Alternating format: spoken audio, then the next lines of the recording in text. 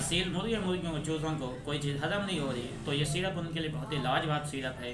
ये उनके हाज़म की तमाम मसाइल जो है इंशाल्लाह ख़त्म कर देगा। जो भी आप खुराक उन्हें खिलाएंगे उनके जुज़्व बदन लगेगी और उनका हाजमा जो है स्ट्रॉन्ग लोहे के चने की तरह, वो भी खिलाएंगे तो वो भी इंशाल्लाह हज़म हो जाएंगे।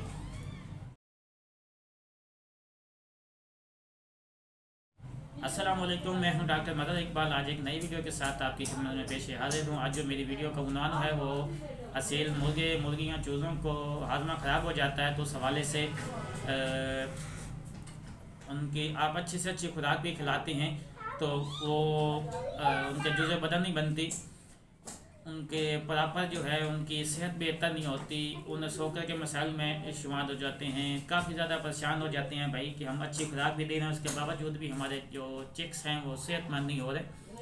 तो उनके सबसे पहले तो उनका देखिए आप उनका हाजमा बेहतर करें। अगर हाजम का मसला जो है वो बेहतर होगा तो आप जो भी खुराक खिलाएँगे उनको हज़म होगी और उसके अंदर जितनी भी एनर्जी, जितनी भी मल्टीविटामिन होंगे वो सारे के सारे उनके जिस्म के अंदर जज़्ब बनेंगे। उनकी खुराक में उनके जिस्म के अंदर गोश्त ज़्यादा पैदा होगा, उनके खून की सप्लाई बेहतर हो जाएगी। तो उसके लिए किसी भी मेडिकल स्टोर या फार्मेसी से आपको डाइजैक्स MP का सिरप मिल जाएगा। ये बआसानी हर जगह मिलने भी वाला है। तो आपने अगर आपके पास चंद मकदार गिनती की हैं यानी कि 10 से 15 हैं तो आप उन्हें 2 ml सुबह 2 ml शाम पिलाएँ।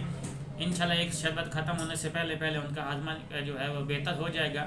अगर आपके पास ज़्यादा हैं, चाहे यानी कि चिक्स भी हैं, मुर्गी हैं काफ़ी मकदार में, तो आपने जो उनको पानी देना है, उनके पानी के अंदर 1 गिलास पानी लेना है। 1 गिलास पानी के अंदर आपने शरबत के 2 चम्मच इसके अंदर मिक्स कर देने हैं। उनके आगे रख दें, दूसरे दिन नया पानी फिर बनाएं और नया शरबत उसके अंदर मिक्स करें।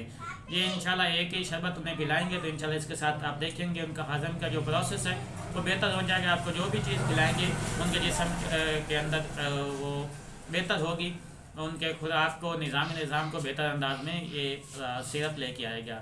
उम्मीद करता हूँ कि आपको वीडियो अच्छी लगी होगी, तो इस वीडियो को लाइक और शेयर ज़रूर कीजिएगा ताकि किसी और भाई का भी फ़ायदा हो सके।